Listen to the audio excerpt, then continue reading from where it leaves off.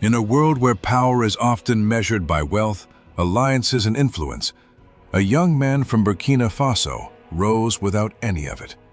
No backing, no propaganda, no foreign hand, only conviction, and the courage to speak what millions were afraid to say. This is the story of Ibrahim Traoré, a leader who did not walk into history quietly. He entered like thunder. From the moment he stepped forward, the world felt something different.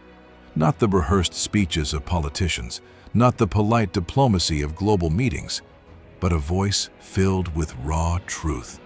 A voice shaped by struggle, by pain, by hope. And there was one moment, one sentence that changed everything. It happened in a crowded hall, bright with stage lights, filled with people expecting entertainment. A talent show, simple, harmless, ordinary. But Traoré was not there to sing. He was there to challenge the world's mindset. He took the microphone. He looked at the audience with calm, steady eyes. And he asked, "If I sing well, will you show respect for Africa?" The crowd froze. Some laughed quietly, thinking he was joking. Others leaned forward, sensing something powerful was coming. He lifted the mic again. Is respect something Africa must earn through performance?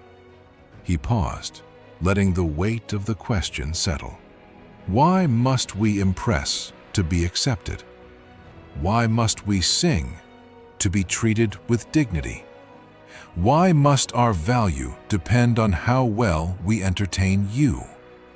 The hall fell silent, not because of fear, but because everyone knew this was the truth no one dared to say out loud. Traoré's voice grew stronger. Africa is not a circus. Africa is not a show.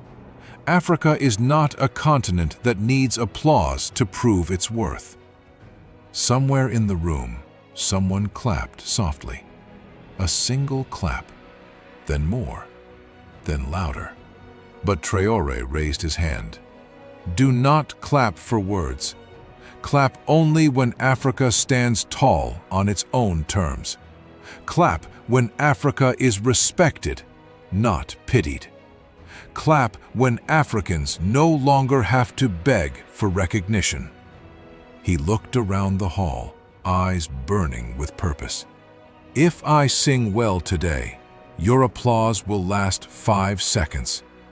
But Africa's dignity must last forever. The silence this time wasn't awkward. It was awakening. Because that moment revealed a truth the world had ignored. Africa does not need validation. Africa needs power. Africa needs unity. Africa needs respect. The kind that is earned by existence, not performance. Traoré finished with a message that would echo far beyond that small stage. I am not here to sing. I am here to remind you, Africa is not a continent that must dance for approval. Africa deserves respect simply because Africa exists. The hall erupted, a standing ovation, not for a song, but for a truth too long buried. And from that day, something changed. People began watching Traoré differently, not just as a leader, but as a symbol of African dignity, of resistance, of a generation refusing to kneel. But this transformation didn't happen overnight. It grew, slowly, like a spark becoming a flame.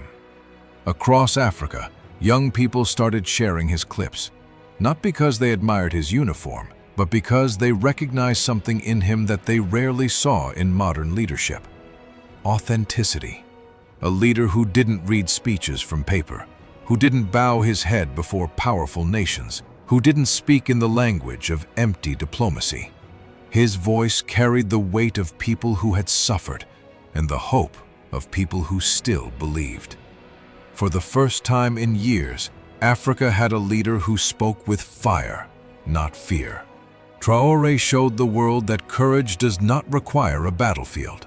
Sometimes, courage is simply taking a microphone and telling the truth others are too afraid to speak. And that truth hit harder than bullets.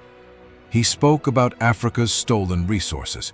He spoke about the manipulation of foreign powers. He spoke about the dignity of the African people, not as victims, but as warriors of survival.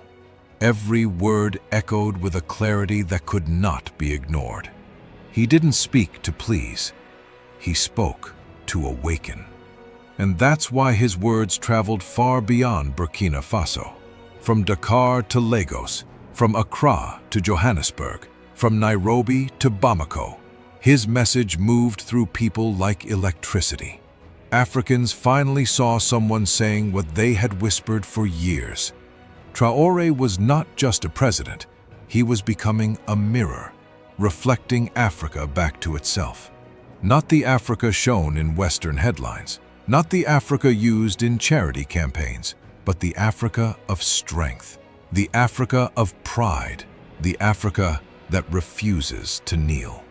This is why Ibrahim Traoré's moments hit differently, not because they are scripted, not because they are dramatic, but because they are real, pure, undiluted, unapologetic. He doesn't try to act like a hero. He simply acts like a man who remembers where he comes from.